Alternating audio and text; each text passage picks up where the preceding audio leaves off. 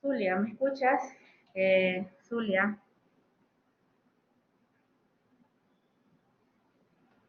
hola. La doctora sí la escucho. Ya, mira, Zulia, me vas a hacer un favor. Te voy a dejar de moderadora para que tú puedas poner de presentadora, porque tengo que ir a la facultad, para que puedas poner de presentador a Luis y quién más era, Luis y Valeria Aro, ¿ya? Entonces ya te Listo. pongo de moderadora y tú me ayudas, ¿ya? Porque tengo que salir a la facultad, ¿ya? Ok.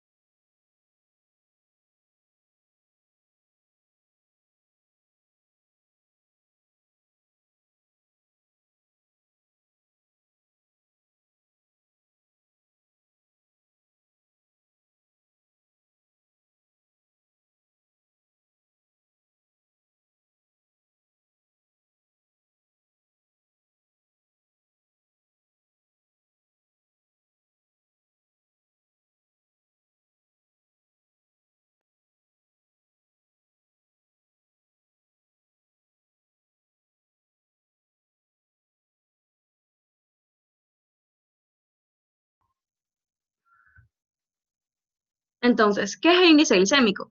El índice glicémico es la clasificación de los alimentos que está basada en la respuesta glicémica que genera en el organismo luego de su ingesta. Bueno, para esto es conveniente mencionar qué es la respuesta glicémica. Esta es la medida del efecto que posee un alimento particular sobre las concentraciones de glucosa en sangre. Bueno, es evidente que los alimentos contienen carbohidratos que afectan de manera distinta los niveles de glucosa en sangre. Por lo tanto, lo que busca el índice glicémico es comparar ese aumento de nivel del azúcar en sangre tras ingerir un alimento determinado. ¿Cómo se obtiene el índice glicémico?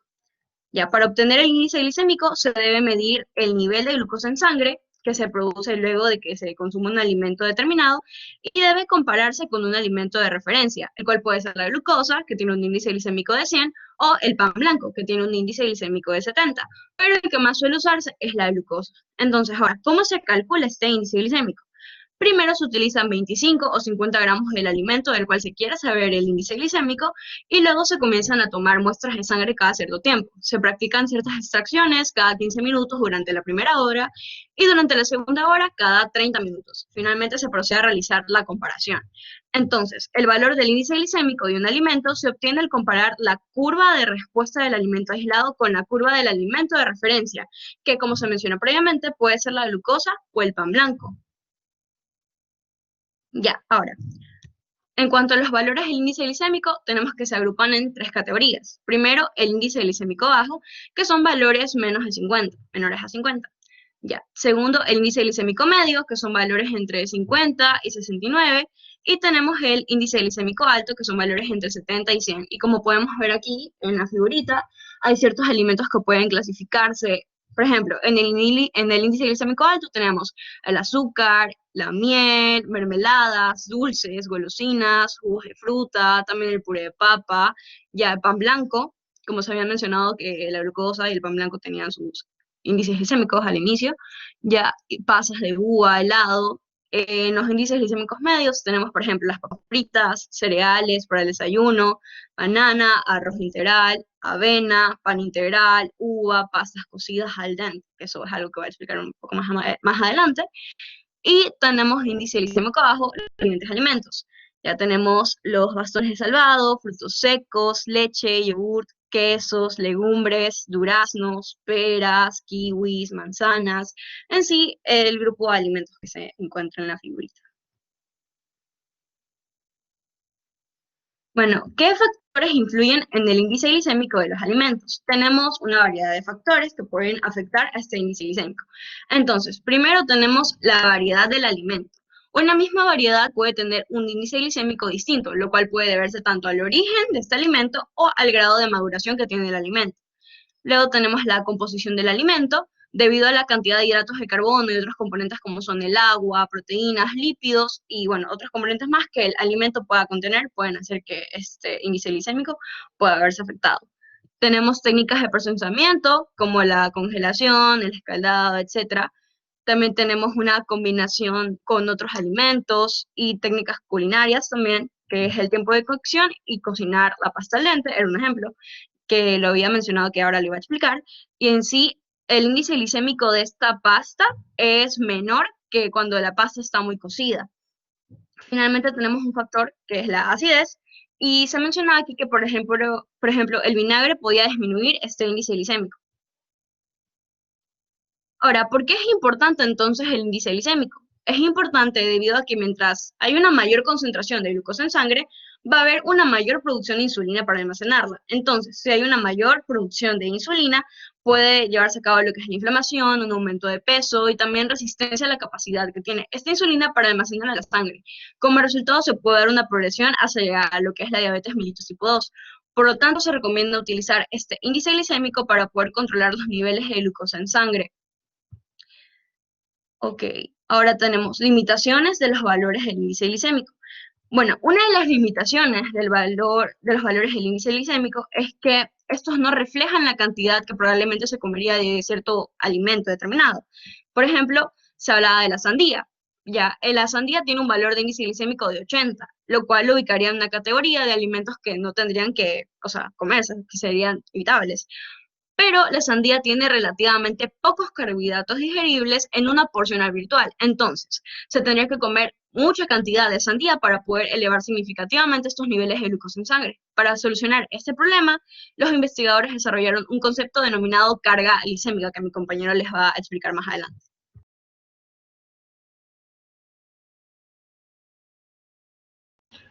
Ok, a ver, el índice glicémico, como se dan cuenta, es una referencia como para saber si es que, por ejemplo, un azúcar refinado alto, frutas bajo, bacán, tienes tu referencia.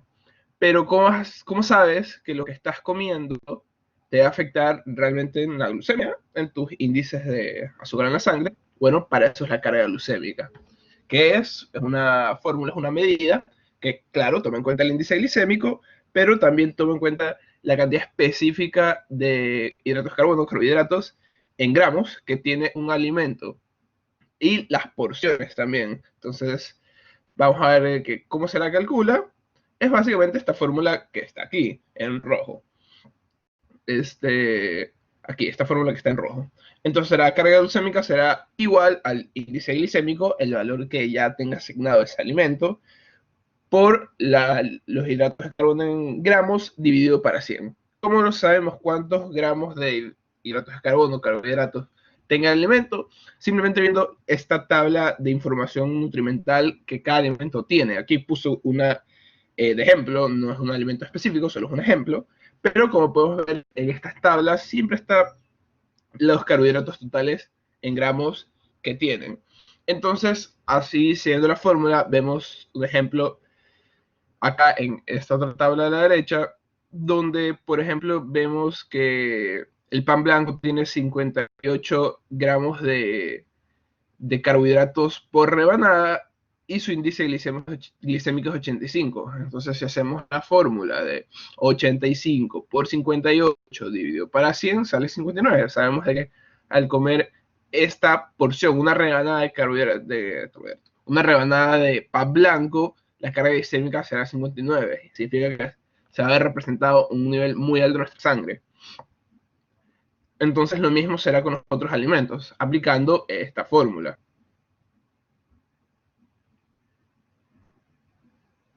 Ahora, ¿cómo todo esto, es decir, la carga glicémica en realidad va a representarse en la sangre? Pues se hizo un estudio en donde se separó a dos grupos de personas, personas con peso normal y personas con sobrepeso, todo medido por el índice de masa corporal.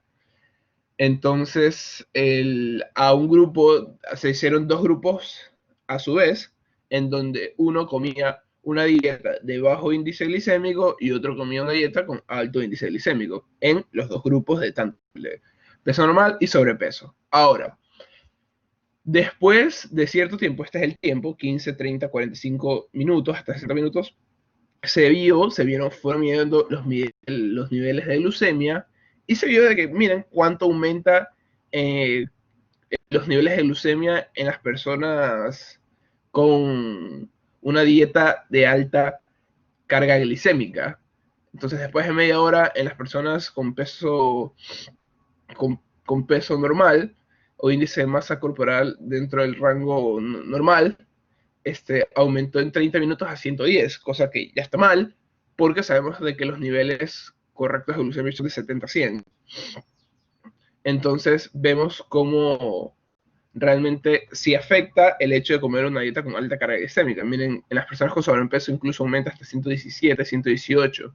Entonces podemos ver de que sí, una persona tiene que hacer más esfuerzo en su páncreas para controlar estos niveles de glucemia. Entonces sí va a afectar, sí te va a elevar mucho el azúcar en la sangre el hecho de comer así repetidamente. Y mucho peor si tienes sobrepeso. Ahora, entonces, ¿qué va a influir básicamente la carga glucémica? Primero, la cantidad de hidratos de carbono que tenga. Como dije, es básicamente una fórmula simple.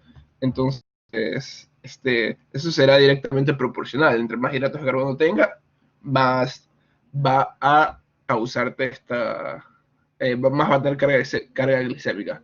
Ahora, también las porciones. Es decir, yo puedo estar comiendo un alimento de que está en el rango de medio, ni alto ni bajo, pero si como demasiada cantidad, no importa que tenga ese índice glicémico, la carga glicémica será mayor porque aumentará los gramos de hidratos de carbono que estoy ingiriendo por las cantidades.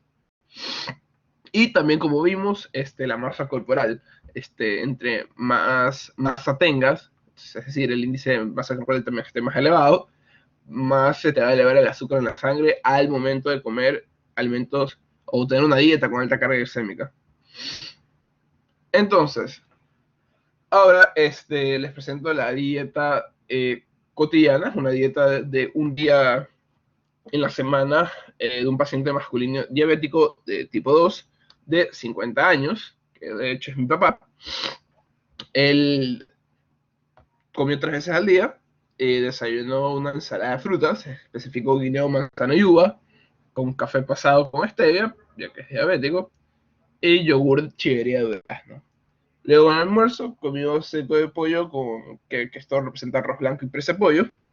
Yo supongo que como va a haber sido un lugar de almuerzo cerca de su trabajo, haber sido como el típico lugar de bastante arroz blanco, que así sirven los lugares de almuerzo, y no específico por ensalada, a pesar de que le pregunté si fue así. Y en la cena comió una ensalada de vegetales con carne de chancho a la plancha, que es lo que preparamos aquí en casa ese día, y una cerveza, porque usualmente se me como compra un six-pack semanal y se lo va tomando la semana porque le gusta esa vida. Entonces, he marcado en rojo los alimentos que me parecen que tienen, o sea, no me parecen, son los alimentos que tienen alta carga glicémica, que primero el yogur chivería de durazno es un yogur regular, no es un yogur ni dietético ni light, entonces, está mal.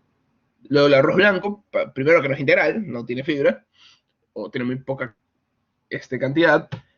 Y segundo, que estoy seguro que la porción va a haber sido bastante grande. Y tercero, la cerveza. Entonces, a pesar de que, como digamos, la cena de chancho con vegetales, la ensalada de frutas de la mañana, digamos, se haga un intento de mantener una dieta sana, estos detalles como el yogur o la cerveza son cosas que afectan, que estoy seguro que se va a representar en su glicemia. De hecho, los últimos exámenes de,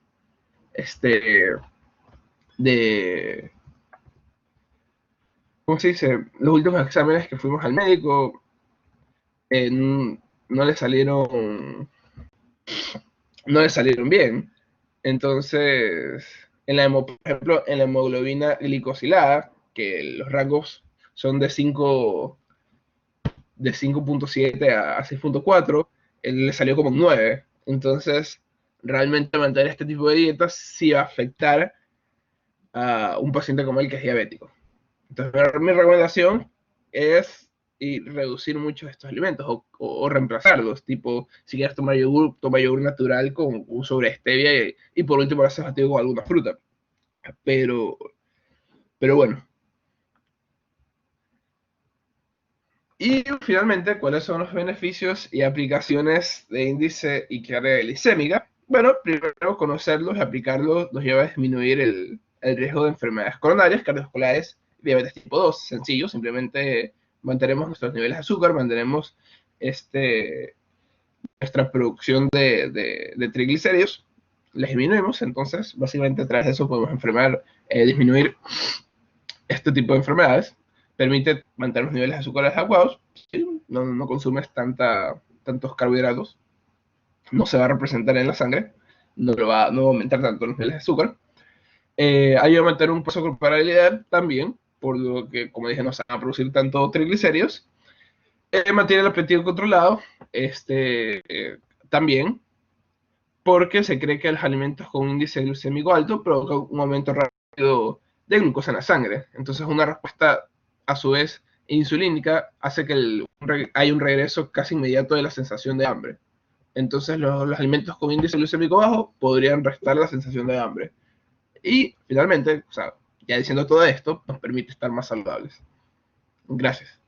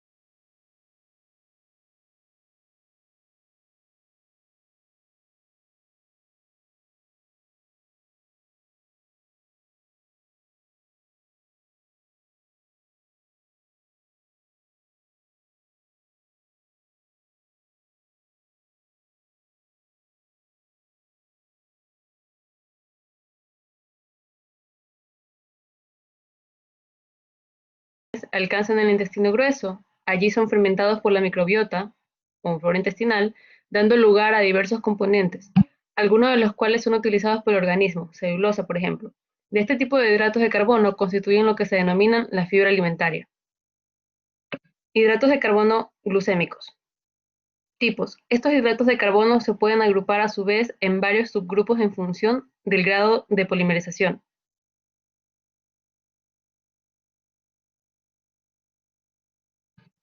Tipos de hidratos de carbono. Grupo. Azúcares simples. 1. Monosacáridos. Glucosa, fructosa, galactosa, sorbitol, mannitol. Digestión en intestino. Bien absorbidos excepto los polialcoholes. 2. Disacáridos. Sacarosa, lactosa, maltosa. Son bien digeridos en el intestino delgado, excepto la lactosa en algunos casos. Oligosacáridos. Grado de polimerización de 3 a 9.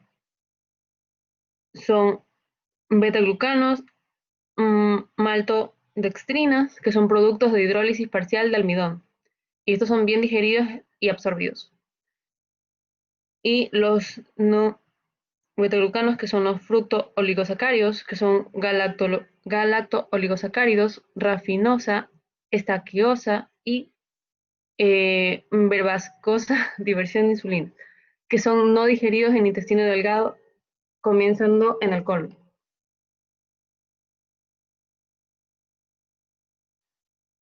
Ya, los polisacáridos. Estos son un grado 10, son betaglucanos, que son los almidones, que son amilosa, amilopeptina. Algunas formas resistentes alcanzan en el colon. Los no betaglucanos, que son polisacáridos no almidonáceos, que son de pared celular, celulosa, hemicelulosa y las pectinas de depósito guar e insulina y gomas exudados y mucílagos. Algunas formas resistentes alcanzan el colon, no digeridos en el intestino delgado, alcanzan el colon, no digeridos en el intestino delgado, alcanzan el colon, y no digeridos en el intestino delgado, alcanzando el colon. Carbohidratos hidrogenados.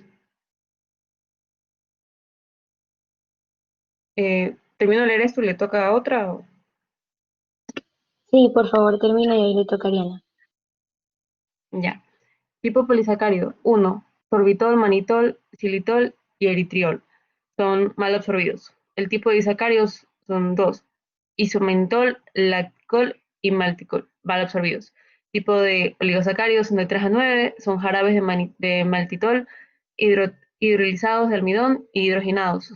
Son mal digeridos y absorbidos. Y tipo de polisacárido, que son mayor a 10, y son la polidextrosa, que son mal digeridos y absorbidos.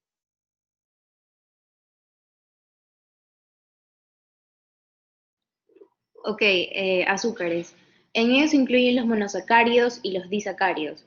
Monosacáridos son hidratos de carbono monoméricos y por tanto los más sencillos. Glucosa no es abundante como tal en los alimentos naturales, pero es el constituyente único fundamental en todos los hidratos de carbono glucémicos, como ya se ha comentado. La fructosa también se encuentra en pequeña cantidad en algunos alimentos vegetales, sobre todo en frutas y en mayor cantidad en la miel. Esta forma parte del disacárido sacarosa. Es el hidrato de carbono más dulce. La galactosa apenas se encuentra en los alimentos como tal, estando formando parte del disacárido lactosa, o azúcar de la leche. Disacáridos están formados por dos moléculas de monosacáridos, siendo los más comunes la sacarosa, lactosa y maltosa. La sacarosa es el azúcar de caña y remolacha, encontrándose en pequeñas cantidades en las frutas. Es el azúcar común que se utiliza en casa y, además, es ingrediente fundamental en la elaboración de productos de pastelería, bollería y como endulcorante de muchas bebidas refrescantes. Está constituida por una molécula de glucosa y otra de fructosa. La lactosa se encuentra solo en la leche, yogur y algún otro derivado lácteo que no haya sufrido fermentación, como el queso. Está compuesta por una molécula de glucosa y otra de galactosa. La maltosa, también denominada azúcar de Malta porque se localiza en el grano germinado de la cebada, está constituida por dos moléculas de glucosa. La maltosa no se encuentra como tal en ningún alimento común y solo se obtiene por hidrólisis de almidón.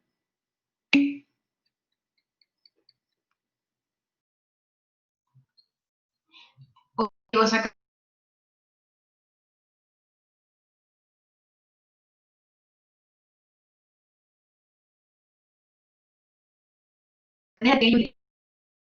destacan las maltodextrina, la dextrina, que no se encuentra de forma natural en los alimentos, sino que se obtienen por hidrólisis del almidón y se utilizan en fórmulas lácteas infantiles de inicio y en fórmulas enterales.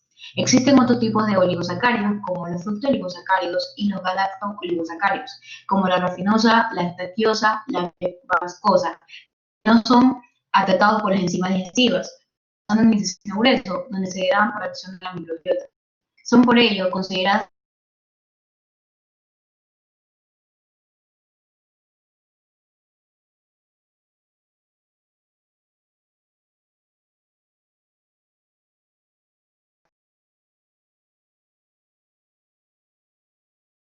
los polisacáridos, también denominados hidratos de carbono complejos. No.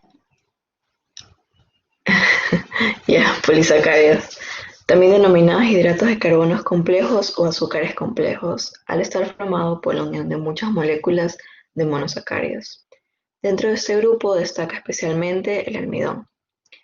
El almidón, también conocido como fécula, es el hidrato de carbono más abundante en la alimentación. Se encuentra en los vegetales, siendo especialmente abundante en los granos de cereales, semillas de leguminosas, raíces, como la mandioca, y tubérculos, como las patatas. Está constituido por numerosas moléculas de glucosa unidas entre sí, formando cadenas lineales, amilosa, y ramificadas, como la amilopectina, siendo en general más abundante la cantidad de amilopectina. El glucógeno es asimismo un polisacárido de origen exclusivamente animal. El glucógeno se localiza en el hígado y en el músculo. Sin embargo, desde el momento del sacrificio del animal, el posterior almacenamiento de las piezas cárnicas y el manejo culinario suponen una pérdida importante de su valor nutricional. Las ostras y los mejillones son alimentos ricos en este polisacárido. Tanto el almidón como el glucógeno se hidrolizan por enzimas digestivas del intestino delgado. Por el contrario, existen otros polisacáridos que no se parecen químicamente ni estructuralmente al almidón, por lo que se denominan polisacáridos no almidonáceos, los cuales no se destacan por enzimas digestivas del intestino delgado, pero sí por la flora bacteriana, estamos en el microbiota. Constituyen la mayor parte de la fibra alimentaria y se trata de la celulosa, hemicelulosas, pectinas, inulinas, gomas y mucílagos. Son los hidratos de carbono no glucémicos. También leo eso, amor.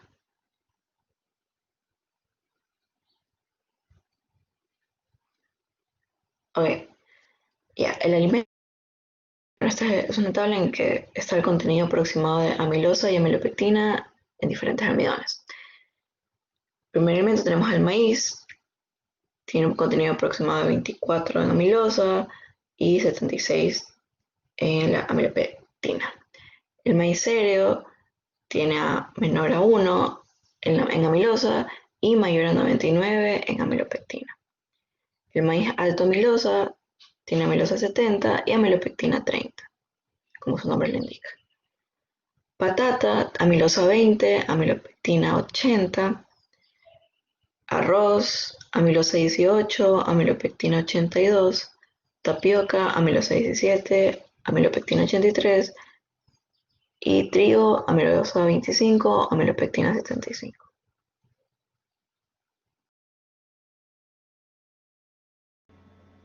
Ok, los polioles, como su nombre indican, son hidratos de carbono con todos sus grupos alcohólicos, en lugar de tener grupos aldehídos o cetonas como ocurre con los otros carbohidratos.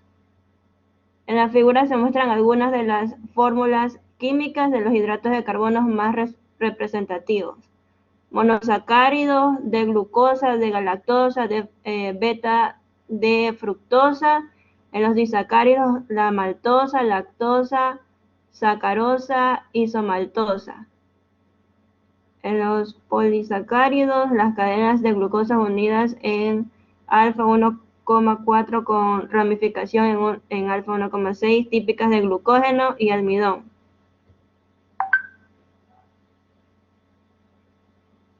Funciones: los hidratos de carbono son fundamentalmente energéticos a través de la utilización de la glucosa, que, como luego se pondrán de manifiesto, es el componente mayoritario, sino único, en la composición de los diversos hidratos de carbono.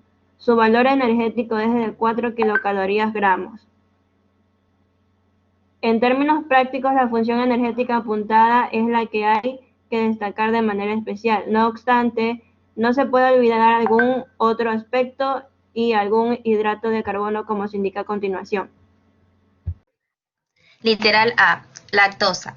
No tiene por qué ser un componente importante de la dieta una vez superado el primer año de vida, pero sí lo es durante ese periodo, dado que su función, además de la energética, va más allá de la misma, contribuyendo al desarrollo cerebral a través de la galactosa, a la desintoxicación de los componentes liposolubles, mediante la formación de ácido galacturónico y glucurónico, al fomento de una flora bífida que es muy necesaria en el periodo citado y a la posible mejora en la absorción del calcio. Una vez superada la época de lactación, un año de vida aproximadamente, la lactosa pierde esas cualidades y su ingesta viene obligada no por ninguna ventaja especial, sino por la casi universal necesidad de incluir leche en la alimentación habitual para la provisión de calcio sobre todo. Funciones de los hidratos de carbono. Okay. Yeah. Hidratos de carbono Perdón, glucémicos. un momentito, por favor. Chicos, Yeah. la doctora dice que a este cuadro le presten bastante atención, o sea que ahorita que va a leer Saguera es un tema relevante de la clase. Ok, entonces tenemos las funciones de los hidratos de carbono. Tenemos hidratos de carbono glucémicos y tenemos la fibra alimentaria. Dentro de los hidratos de carbono glucémicos dice suministro de energía, hay una menor degradación oxidativa de proteínas y una menor movilización de grasas. Al hablar de fibras alimentarias, vamos a tener que como funciones, bueno, absorbe agua y eso se debe pues que hay una regulación de la evaluación del colon, lo cual evita el estreñimiento. Así como también aumenta el volumen del alimento ingerido, es decir, que hay una saciedad, prevención de la obesidad, hay una absorción gradual de la glucosa desde el intestino, eso va a ayudar pues a regular la glucemia y la secreción de insulina. Además, acelera el tránsito intestinal y por ende pues previene del cáncer de colon, absorbe colesterol y ácidos biliares, disminuyendo el colesterol plasmático y produce fermentación de ácidos grasos volátiles. Eso genera pues un aporte de energía, sustrato de enterocito y disminuye el colesterol. Y la flora bacteriana deseable. Chicos, José Mascote era el que seguía. Por favor, ¿puedes googlear qué es gelatinización? Verlo, porfa. Hola, Ámbar, ¿puedes repetir? Disculpa, no te escuché.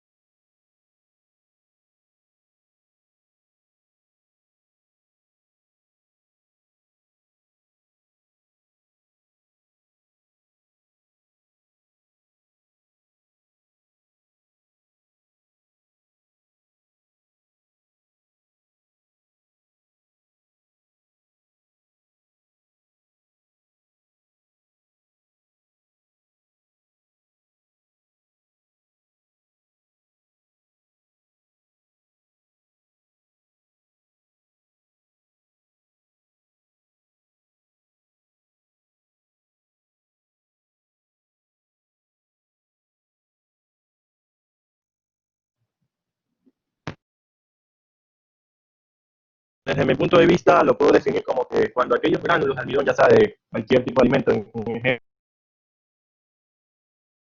se calientan en agua, estas conllevarían una breve hinchazón debido a la absorción de líquido, tomándose este material un color translúcido y un poco soluble, es decir, existirá mayor movilización del almidón del gránulo al solvente, con lo que aquel gránulo pierde su poder, no puede ser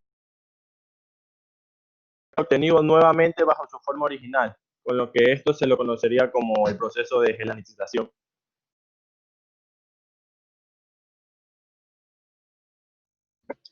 Chicos, ¿me pueden decir por favor si todos me escuchan?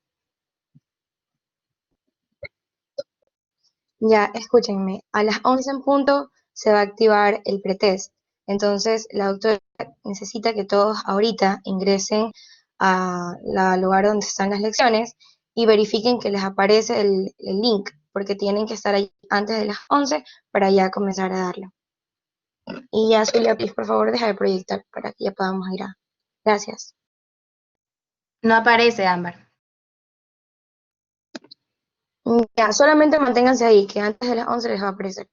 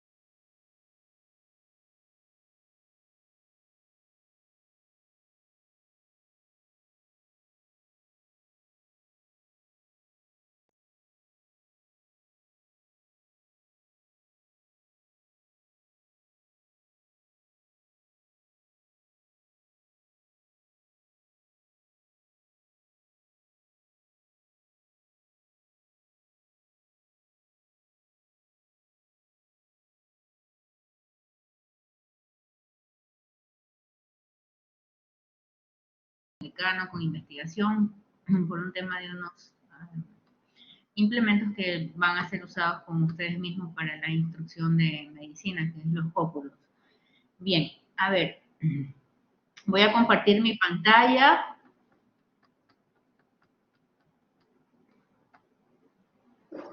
Doctora, Has alzado la mano, cuéntame. doctora, ¿me puede escuchar? Sí, ahorita te escucho. No soy Raquel, soy Ariana. Ah, es que a Raquel había alzado la mano, dime. Sí, justamente ahorita estaba revisando. ¿Puedo hablar sobre la lección o hay alguien que falte hacer? No sé si puedo. No, déjame ahorita compartir la pantalla. Ya, listo.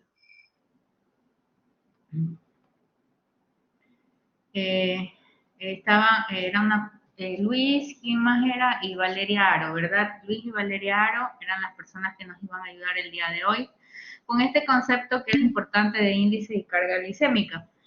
En este cuadrito, no, por ejemplo, ¿sí me están escuchando? Sí, doctora. En este cuadrito es importante tomar los ejemplos de los alimentos que me dan 15 gramos de carbohidratos y de los alimentos que me dan solamente 5, ¿ya? Entonces, los alimentos que dan 15 gramos de carbohidrato, ahí tenemos, ejemplo, lo que todos tomamos todos los días. Estamos analizando solo los carbohidratos, no le estamos viendo si tiene grasa, si tiene proteína, solamente estamos analizando cuánto me va a dar este alimento de carbohidratos y está dentro del grupo que da 15, ¿ya? Tenemos también a la leche de soya, no tenemos a la taza completa de yogur, sino a 2/3 de la taza de yogur natural, o puede ser también los que llaman dietéticos y que usted le lee la etiqueta nutricional, que es la que tengo por acá, ¿ya? Y usted debe aprender a leer la etiqueta nutricional. Siempre tiene que ir a ver, por ejemplo, esta funda, cuánto va a tener, me va a servir para 3 porciones, o sea, 3 personas, me va a servir para 6 porciones, me va a servir para 4 tazas, por ejemplo, si yo tuviera la leche, por ejemplo. Ya, esto es 1 litro, entonces, ya. Una taza, en este caso no sería 4 onzas, sino que sería las 8 onzas, ¿verdad? Entonces, esa sería, digamos, siempre hay que leer esta medida. Por ejemplo, si aquí dice que van a dar todo el resto del etiquetado, que es lo que está acá abajo, que estoy señalando con una flechita, entonces, ¿eso qué quiere decir? Que por 120 ml, porque 4 onzas es la mitad de 8, y significa 120 ml, por 120 ml, eso me va a dar 10 gramos de carbohidrato, me va a dar 3 gramos de grasa, va a tener este producto 5 gramos de fibra, y dentro de estos carbohidratos, dentro de los 10 gramos de carbohidratos, yo tengo que leer que me va a dar azúcar rápida, glucosa. O sea, sí tiene azúcar. Entonces tengo que tener cuidado para digamos, para las personas diabéticas, ¿no? Yo tengo que leer a ver qué tipo de azúcar es lo que tiene. Si no me dice el tipo de azúcar, aquí puede decir sugar, entonces yo lo que estoy asumiendo es que es el azúcar normal, no dice sucralosa. Ahí ustedes vieron, por ejemplo, en el libro, que vi que sí lo habían estado leyendo. Ya, en el libro, yo tengo aquí un apartado donde me habla,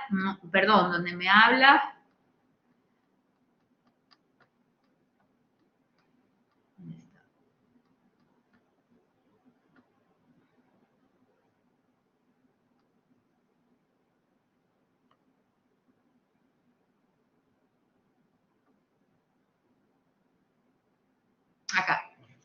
Entonces aquí voy a tener yo los azúcares, porque no pertenecen a este grupo, ¿no? Aquí voy a tener yo el sorbitol, el manitol, el xilitol, ¿ya?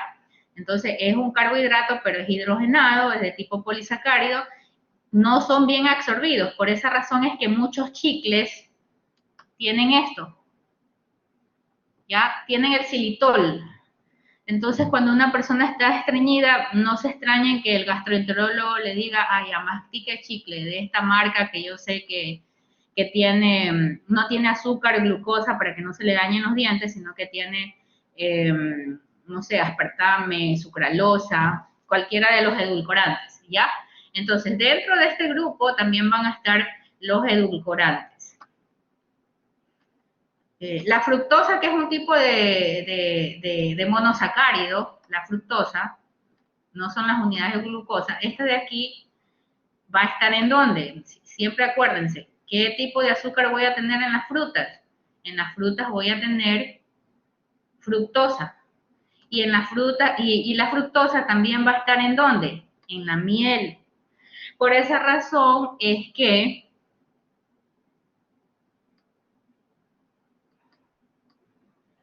cuando yo veo la tabla, ¿dónde era que estaba la tabla? Espérense. Acá creo que estaba esa tablita, ¿verdad? Sí, acá estaba, aquí está la tablita.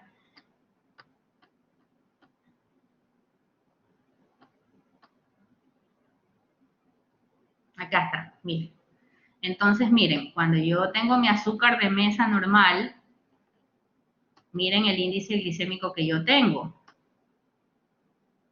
Y cuando yo hablo de la miel, pero no de la miel, es que hay muchas marcas en el mercado, y por eso les hice ver el video, que nos mienten en lo que tienen. Hay una marca, y se les voy a decir, hace años la dejé de comprar, porque yo la compraba como miel, y cuando yo la ponía en el refrigerador, se me cristalizaba. Entonces eso no era miel, eso era azúcar. Y me estaban engañando, porque yo necesitaba ingerir miel. Entonces, miren el índice glicémico. Una cosa es el índice glicémico, que lo han de ver tratado los compañeros, porque se les pidió que tratara eso, y otra cosa es la carga glicémica, ¿ya? Entonces, la carga glicémica está en función de este valor, si lo están viendo. La carga glicémica baja es todo lo que está por debajo de 10, y la carga glicémica alta es todo lo que está por encima de 20. Recuerden que es una fórmula.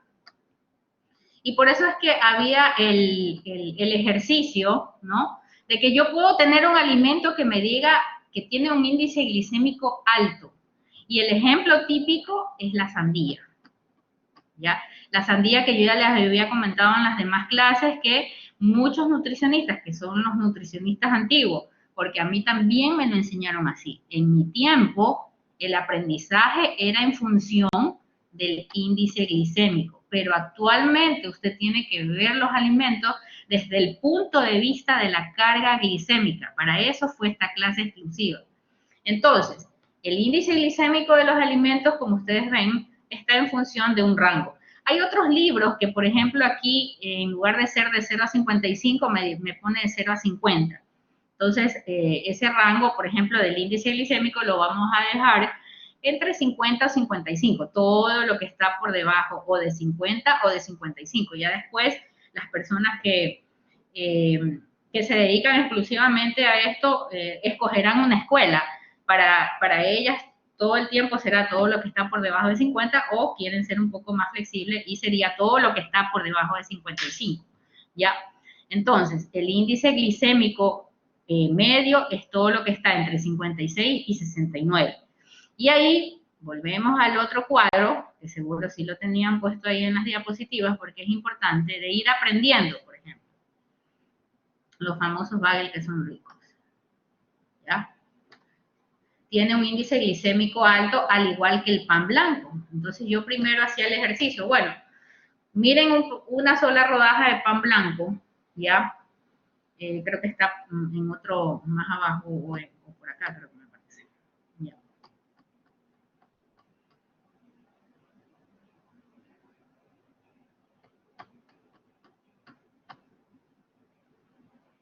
Ya. Entonces ya está bien claro la diferencia entre lo que es el índice glicémico y la carga glicémica. La carga glicémica se refiere a esto, al impacto que va a tener esos carbohidratos que tiene el alimento, subiéndome la glicemia, ¿ya? Entonces, eso es lo que siempre hay que analizar. De pronto tiene 70, sí, pero resulta que su carga glicémica es baja. Y aquí hay una fórmula, ¿ya? En donde yo voy a ver de de ese cuadrito donde me dice, el índice glicémico es 70, el índice glicémico es 68, lo divido para 100 y lo divido para la cantidad de gramos que hay en la porción y ahí me sale la carga. Y ahí ustedes tienen que un mismo alimento puede tener ya una carga glicémica, incluso es afectada por la forma gastronómica en que usted la da al paciente. Entonces, por eso es que, por ejemplo, en los diabéticos, prohibido los purés, prohibido definitivamente, ¿ya? ¿Qué es lo que vamos a preferir? Preferimos sellar las papas, las podemos sellar con un poco de aceite de oliva al horno, ¿ya? Porque las papas cocidas exclusivamente también están parecidas al puré. Las papas cocidas frescas, porque ahí viene, por eso les mandé a leer el concepto de gelatinización y dextrinización. Miren cómo calentar o enfriar, o que, por ejemplo, el fideo esté al dente, me hace transformar ese carbohidrato que de pronto le iba a decir al paciente, no coma esto, no coma esto, no coma nada más allá, prácticamente se muere de hambre y no sigue la dieta, ¿ya? Pero si yo le doy unas papas salteadas, ya las cociné, las salteé las puedo cocinar un poco, no dejarlas tan cocinadas y luego las salteo como dejarlas al dente, ¿ya? Y luego lo salteo en aceite de oliva, no poniendo el chorro de aceite como cuando vas al McDonald's y tú ves esas papas que las meten en no sé cuántos litros de aceite, no, eso no. Entonces, miren, por ejemplo, si yo la tengo muy cocida,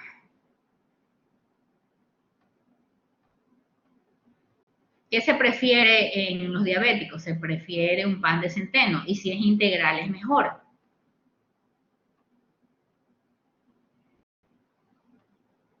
Esto era lo que yo les quería. Si yo viera solamente el pan blanco, por índice glicémico, yo le digo, no puede comer pan blanco.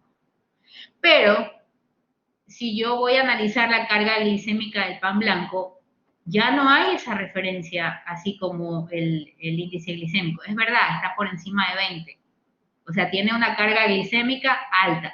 Pero, ¿qué es lo que yo voy a preferir aquí? Yo voy a preferir que sea un pan que sea integral para poder contrarrestar, ¿ya?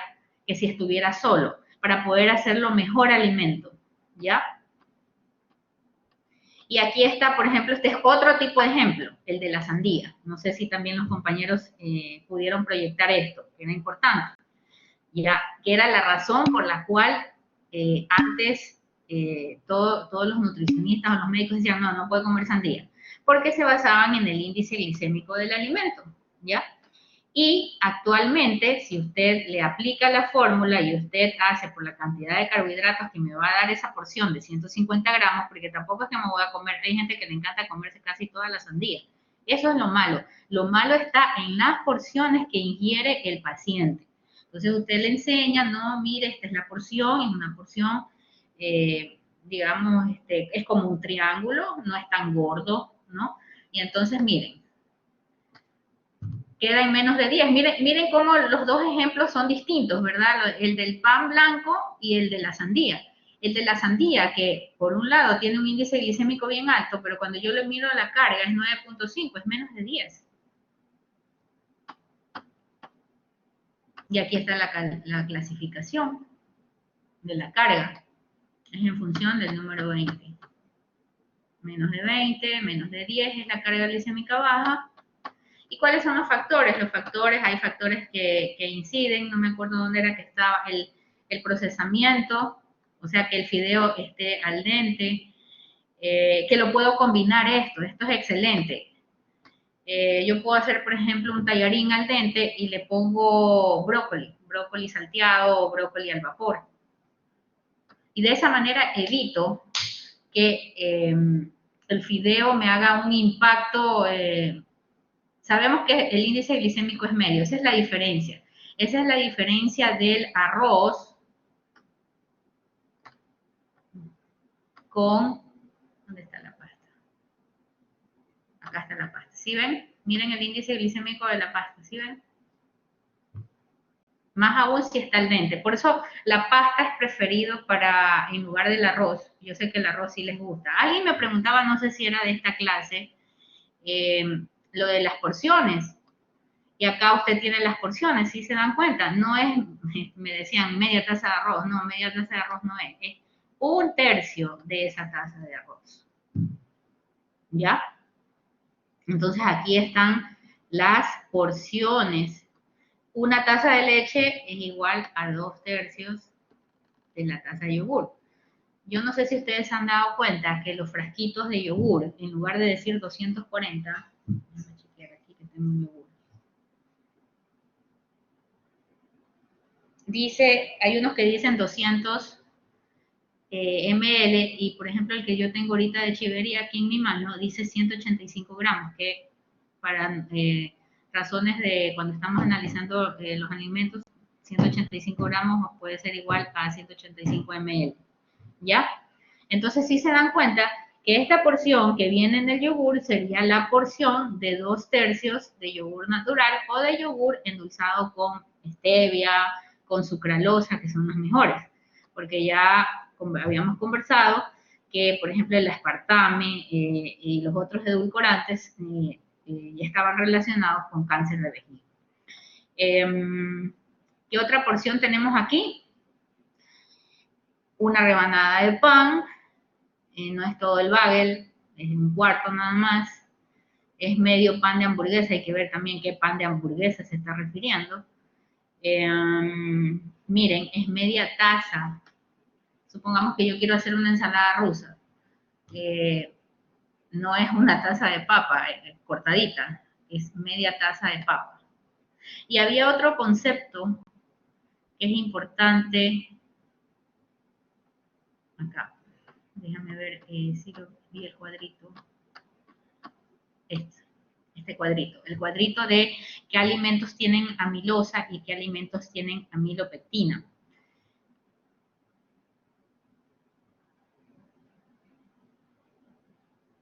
Miren cómo el maíz, la patata, la papa y el arroz tienen 76, tienen 80 y tienen 82.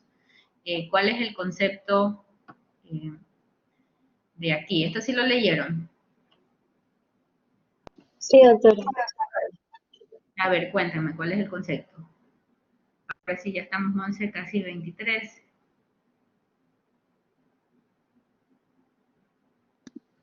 Ese lo dio Katy Monar, lo de los polisacáridos.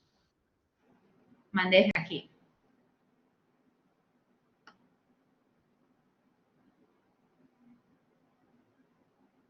Está constituido por numerosas, estoy hablando ya de los complejos, ¿verdad? El almidón, unidades entre sí formando cadenas lineales, amilosa y las ramificadas amilopectina, ¿ya?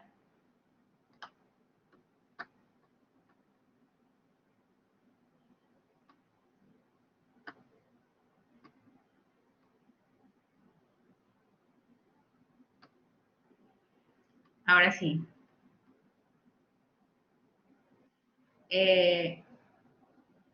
Ariana. Sí, doctora, lo que antes de empezar a hablar le quería comentar es que al hacer el pretest y darnos la nota, eh, yo pensé que había hecho todas las preguntas bien, pero saqué 30 sobre 40 y revisando en qué preguntas me equivoqué, era en la de la carga glicémica. El valor alto de la carga glicémica era mayor a, y yo puse 20 porque eso es lo que decían, y me salió que estaba incorrecta, o sea, 0/10. Entonces no sé si usted ahí se equivocó poniendo cuál estaba correcta o no, pero creo que varios de mis compañeros les pasa lo mismo, entonces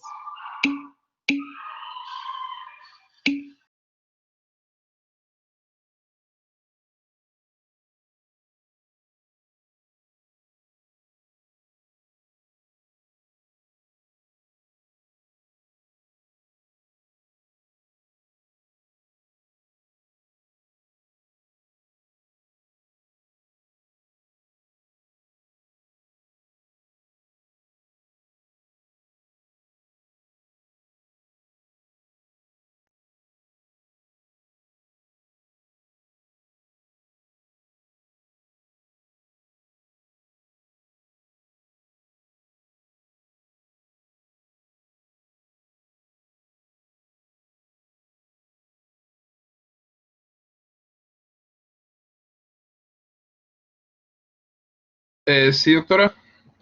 Sí, perdón, no los pude escuchar.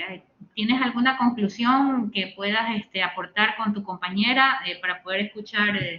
Tú me viste en donde yo me fui focalizando, ¿verdad? Sí, sí, en las No sé porciones. si en la exposición, ya voy a ver la grabación, hiciste lo Sí, mismo. sí, sí, efectivamente lo mismo. Y ahí puse cómo la carga glicémica afecta en realidad a la glucemia Ajá. y fue usando un paper que encontré de un grupo de personas, o sea, que se separó a personas donde se le daba una dieta de baja carga glucémica y de alta carga glucémica en personas Ajá. con peso normal y a su vez en personas con sobrepeso, dado el Ya. índice de masa corporal que tenían. Entonces ahí Ajá. se veía con el tiempo, es decir, cuando pasaban 30, 45 o hasta 60 minutos, se veía cómo les iba aumentando el nivel de sangre, mostrando que efectivamente una dieta con alta carga glicémica pasa los niveles de hasta más de 110 los niveles de azúcar y a su vez las personas con sobrepeso tienden a elevarla más. Entonces, mostrando que hasta el sobrepeso es un factor influyente en tu glucemia. Ya. Bien, entonces está bien claro. Chicos, por favor, este cuadrito, no sé Luis si lo pusiste en tu presentación, es importante si no lo hiciste, por favor, quiero que lo pongas porque yo quiero que los chicos miren, por ejemplo, estos alimentos. Claro, ahorita estamos viendo solo el índice glicémico, pero es para que ellos vean, por ejemplo, que el pan blanco, si yo lo pongo a tostar es malo. ¿Qué yo voy a escoger? Yo prefiero escoger para este paciente, como tú dices, sobrepeso, con obesidad y con diabetes, entonces yo voy a escoger un pan de centeno, pero que sea integral, ¿ya? Porque yo estoy seguro que aquí también va a tener una carga glicémica baja. Yo voy a propugnar que en lugar de que coman, si quiere comer el paciente una taza de arroz, acá, ya, el que ya está hecho, una taza de arroz, entonces no le voy a decir que es medio, ya aprendimos que es un tercio, pero ¿qué es lo que voy a hacer? Le voy a picar vegetales, le voy a decir, ¿sabes qué? Póngale pimiento rojo, pimiento verde, póngale cebolla salteada, póngale choclo, porque el choclo también no tiene un índice glicémico alto, ¿ya? Lo otro que yo les quería que tomen en cuenta es que, por ejemplo, yo entré a la maestría con un concepto errado acerca de las palomitas de maíz. Las palomitas de maíz tienen un índice glicémico, si yo lo tomo de 50, bajo. Entonces es un buen snack, más aún que hay ahora estas máquinas que las hacen en frío, ¿verdad? Entonces yo puedo hacer, la forma de hacer las papas, no es que ustedes van a ir a McDonald's, cuidadito, me van a entender mal, ¿ah? Ah, no, es que la doctora dijo que sí podemos comer papas fritas. No, yo no he dicho eso. ¿Ya? Yo he dicho que si yo las recubro de aceite, yo puedo como sellarlas, cuidadito, ¿ah? Ya. Y miren todas las leguminosas, son excelentes, ¿sí ven? Entonces ustedes pueden hacer una ensalada, ponerle harto grano, miren los espaguetis, ¿sí ven? Tiene un índice glicémico bajo. Y esto era lo que decía, ¿cómo yo puedo transformar la papa?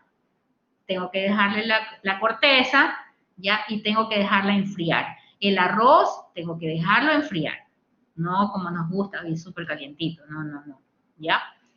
Y nada, creo que ya hicimos la diferencia entre la glucosa y la miel, ¿no? La fructosa, fíjense, miren el índice glicémico de la fructosa que está en todas las frutas. Por eso es que las frutas sí son recomendables en todos los diabéticos. Ya. ¿Algo más que quieras aportar, niña Aro? La verdad, en sí, ver lo que es la importancia de tanto el índice glicémico como la carga glicémica, porque así podemos saber qué comer exactamente, ver cómo nos afectaría estos valores de glucosa en sangre y armar una mejor comida para nosotros. Y obviamente poniendo varios vegetales, varios alimentos que nos gusten, también ver los beneficios que tienen estos. Y, por ejemplo, como las papas fritas, que es algo que nos gusta mucho a nosotros, podemos ver maneras de hacerlo sin que esto nos afecte tanto. Exacto. Entonces, es cuestión de ver, de que podemos Puedes, comer lo que nosotros queramos, pero obviamente viendo cómo nos afecte. Valeria, tú puedes decirle a tu paciente que puede hacer las papas, pero con la cáscara. Ya. Ajá, por ejemplo, en lo personal, cuando llego a mis papas, que, bueno, tengo un air fryer, pero pueden hacerlas como, yo le diría al horno, lo puede cortar, pone un poquito de aceite de oliva y hacerlas. No necesariamente poner un pocotón de aceite para que queden así, Muy cuestión de bien, medir excelente. los alimentos. Bueno, entonces me ha gustado, creo que todos sacaron, entonces todos entendieron bien.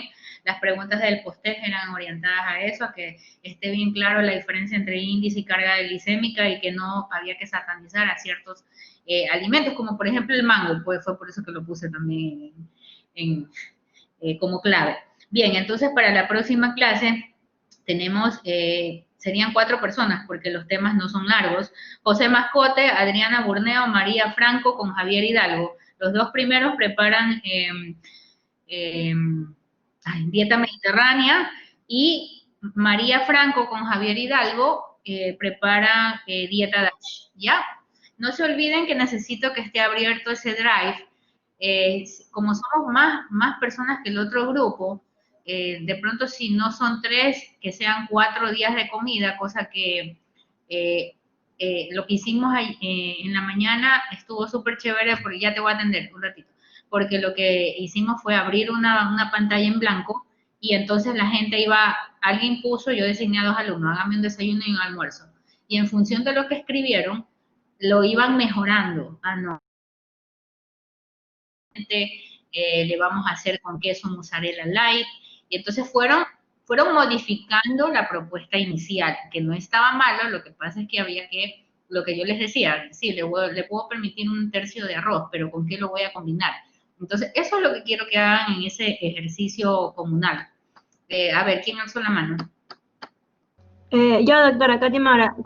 Entonces, ese es un deber para la próxima clase, hacer 3 comidas saludables. Yo creo que, o sea, no es que todos van a hacer 3 comidas, ¿sí me entienden? Somos con más de 40 estudiantes, ¿ya? Y yo quiero que ustedes mismos se organicen. Por ejemplo, a la final no son 3 días, sino que son 4 días. Entonces, 2 personas trabajan en el desayuno, otro en la colación, otro en el almuerzo, otro en la colación y 2 personas en la merienda, ¿sí me entiendes? ¿Ya? Ahí hay 2, son 2 por 5 días. Ahí hay 10 personas en un día. Yo creo que van a ser 4 días. Ya. En el segundo día trabajan otras 10, pero 2, para que se vea rico. Y como ustedes voy a tener, le va a salir bien esto a Luis, porque va a tener una semana de tratamiento para sus papás. ¿Qué le parece? Eso lo hacemos en un drive. Sí, en el drive que tenemos, abren una hoja de Word y tienen que ponerme el nombre, porque eso va a ser codificado. Yo les voy a subir también, no sé quién está alzando la mano o hace tirín, no sé, bueno,